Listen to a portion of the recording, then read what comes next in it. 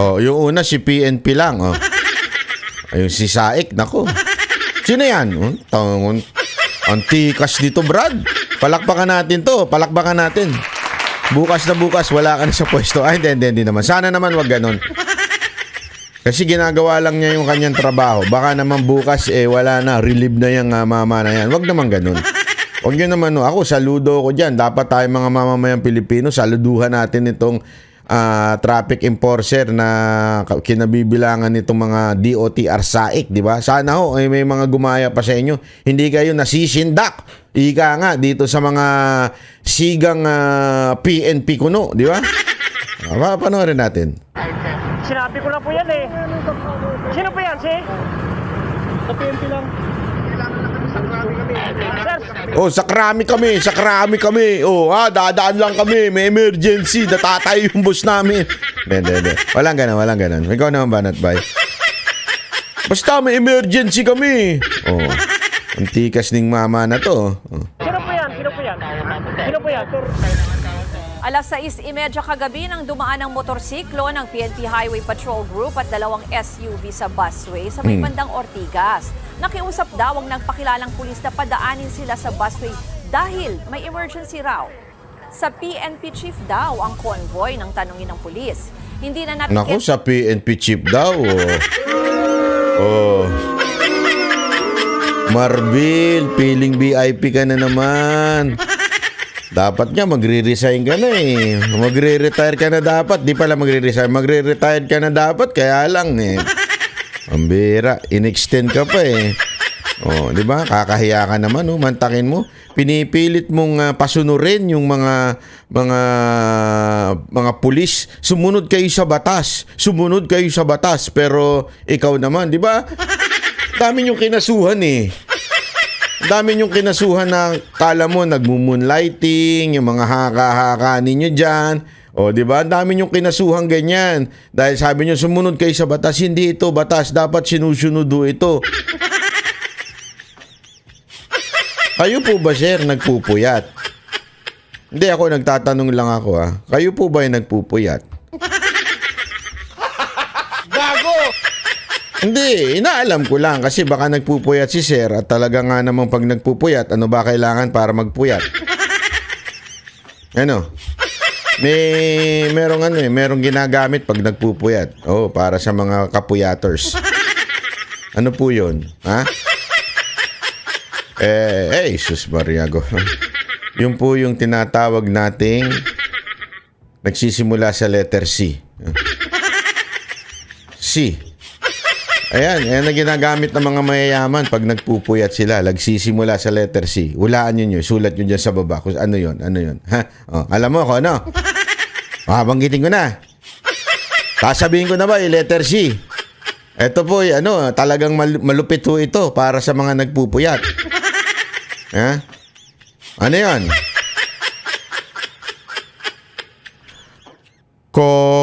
Nako, anong ko?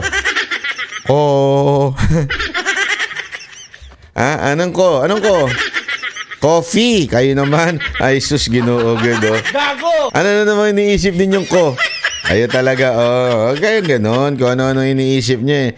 Yung mga nagpupuyat kasi kailangan ng kape. Pag kailangan ng kape, medyo, nanginginig-ginig pa yan. So, stress, ika nga. Pag stress ka, dumanga na sa bus lane tayo. Stress eh. Yan ang ibig ko sabihin. Dumi ng isip nyo. Ang dumi ng isip ninyo. Wala naman. Iba naman yung sinasabi nyo yung letter C. Iba yun. Ano yun? Coca-Cola. Coke yun. May kape din yun. May caffeine din yung Coca-Cola. Ginagamit din yung mga nagpupuyat. Ano yan? Kayo talaga, labo ninyong kausap po. Tuloy. Tanang SAIC ang convoy dahil umalis agad. Pero bumalik daw ang motorsiklo ng HPG para magpatiket. Wow, importance. Very important persons. Bakit kanyo? Padaanin mo muna kami, ha? Babalik na lang ako. Pwede ko kayang gawin yun? Hindi, ako kunwari lang, daan ako sa busway, tapos may emergency ako. Ano emergency? Natatay ako. Dadaan muna ako, ha? Dadaan muna ako. Pag babalikan ko kayo para kunin ko yung ticket. Kasi may emergency ako eh. Natatay ako kaya kailangan ko muna magmadali ngayon. Unya babalikan kita. Oh. Ganun daw ang ginawa, umalis tapos binalikan na lang yung isang hindi ho yung nagmamaneho ng SUV yung bumalik ha. Hindi ho yung ang bumalik ko ay yung isang motor na HPG. Sigurado naman ako hindi isang motor 'yan. Diba? Sabi ko sa inyo, Sir PNP Chief Marbil, alam mo, tadhana na ang mag-re-reveal sa'yo. Oh, yung totoo mong kulay. Kasi masyado kang nagbabida-bida dyan sa PNP. Di ba? Nagbida-bida ka dyan eh.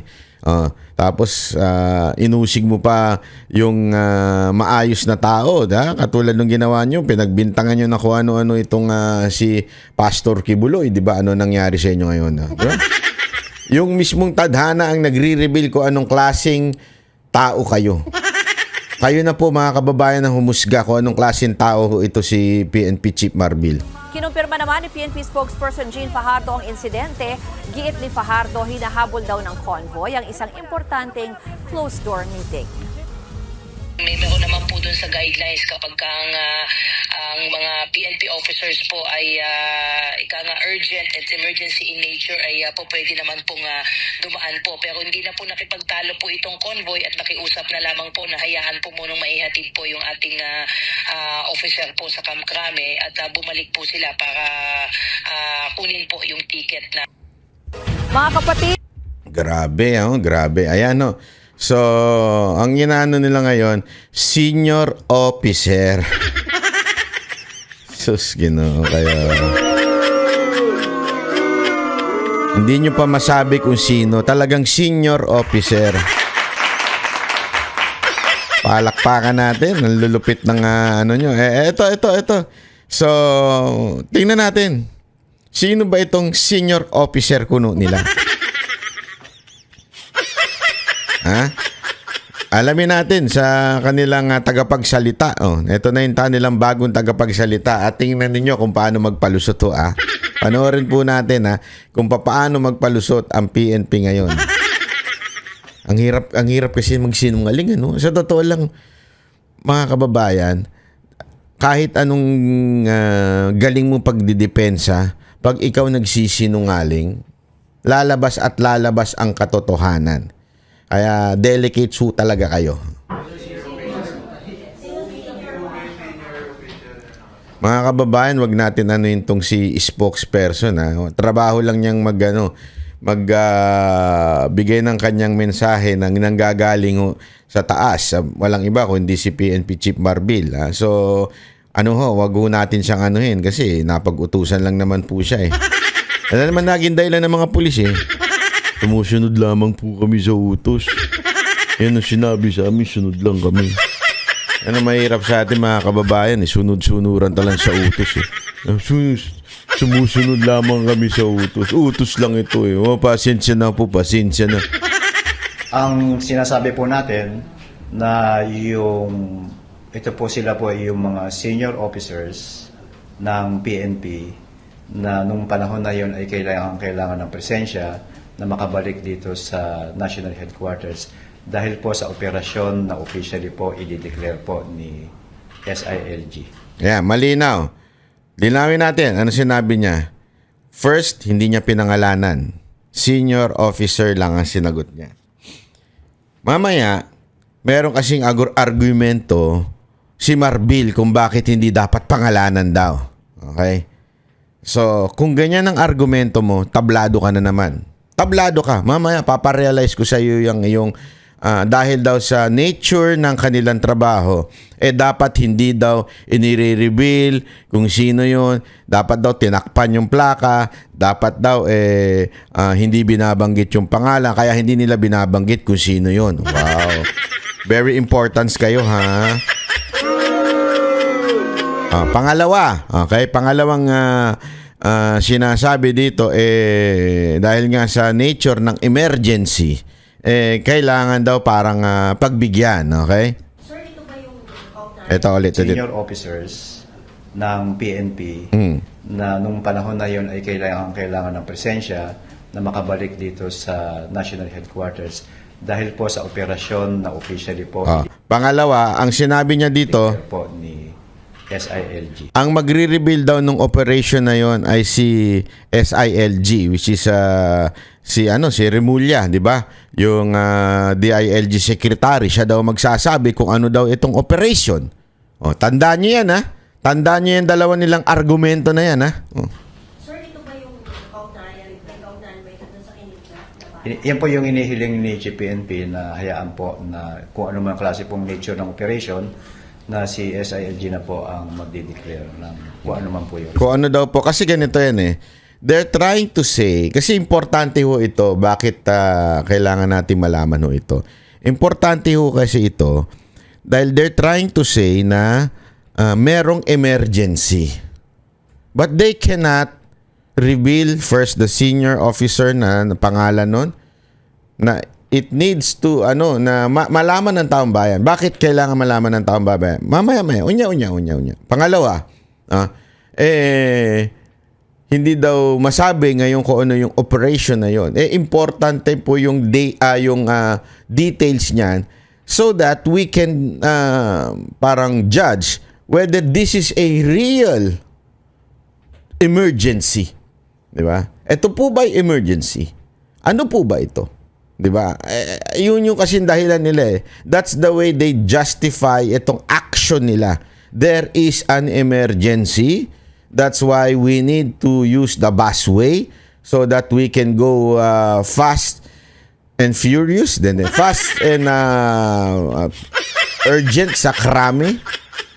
So tinanong tuloy, ano yung emergency na yan? Hindi rin nila masagot kung ano daw yan. Si DILG Secretary Remulla na lang daw magsasabi. Importanteng malaman natin yan. Importanteng sumaksak muna sa ating isip kung ano yung mga ganyang galaw nila. Senior officers po sila. Ang sinasabi po natin dito, kung mapapansin ninyo, base doon sa kasunduan ng DOTR tsaka ng Biglang segue. Kasi dinidiin ng media. Sino ba talaga sila? Ba't di nyo mapangalanan? Senior officers sila. Para talagang hindi mapin down ng isang taong kung sino man yung senior officer na yun. Tapos, ito pa sinabi. Ano sabi dito? Biglang sumegway. Diba? Hindi, meron namang kasunduan na pwede in case of emergency. So, dyan nila binabali ho yung katotohanan. Diba? Importante kasi maunawaan natin to. Kasi this is how they deal with the truth. Okay? And the lies na pinalalabas ng gobyerno na ito. Lagi nilang they would twist it. Halimbawa ito, sasabihin nila, sumilip sila. Tingnan nyo nga yung kasunduan. Ito, emergency. Emergency. Pwede na yan. Yeah? Pero tandaan ninyo, nangyayari yan, yung mga ambulansya. Sinisita, di ba? Bakit? Walang tao sa loob. Sinisilip yung tao sa loob.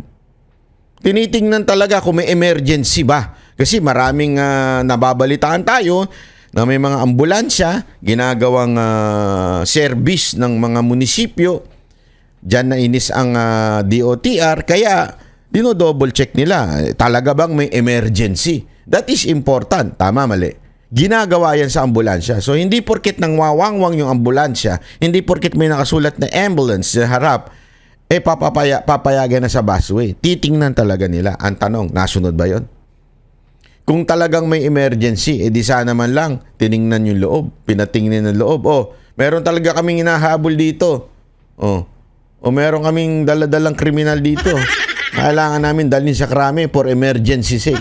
Hindi. How would you define emergency? Kung kayo nakahanap ng way sa ambulansya, dapat hanap din kayo ng way sa pulis. Paano wala lang ng pulis na naka-uniforme, sabihin nila, emergency, meron kaming hinahabol sa karami. Emergency, pupunta kami.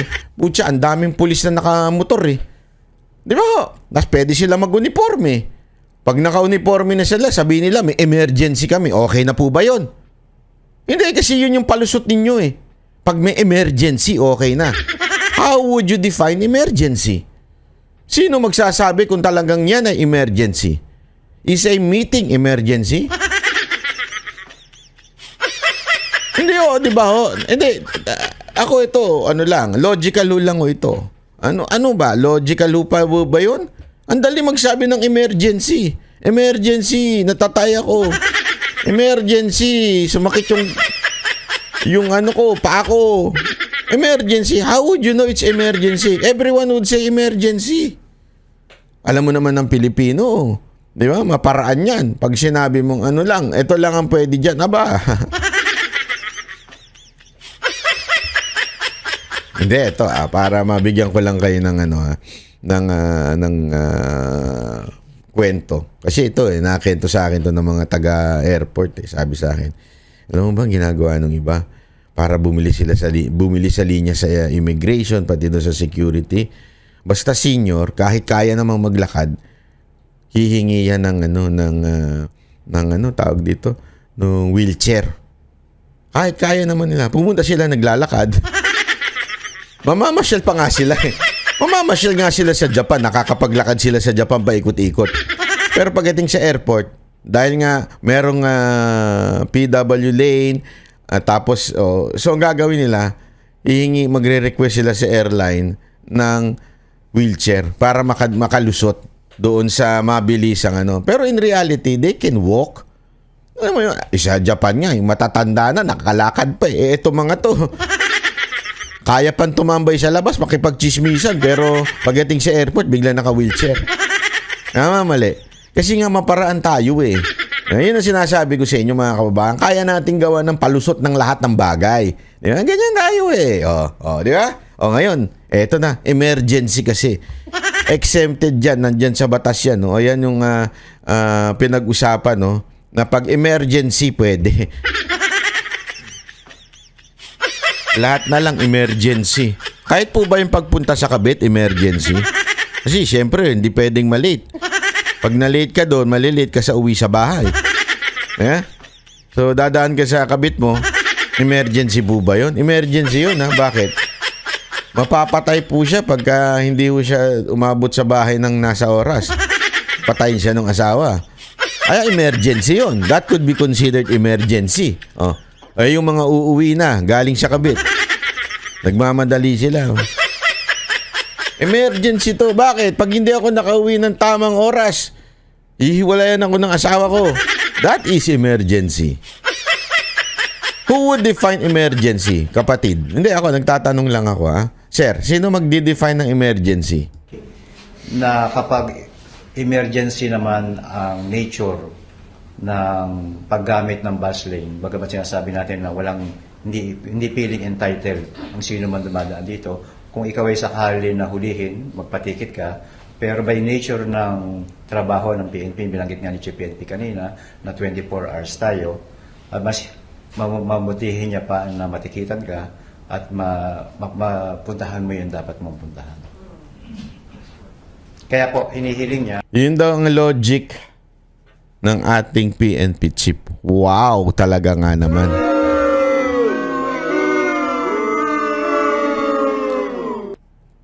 Nung una, ang logic niya, kaya yung iba gumagamit dahil daw sa trabaho at nagpupuyat.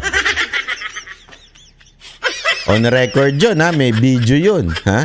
Yun yung unang logic niya sa mga gumagamit daw kasi nagpupuyat.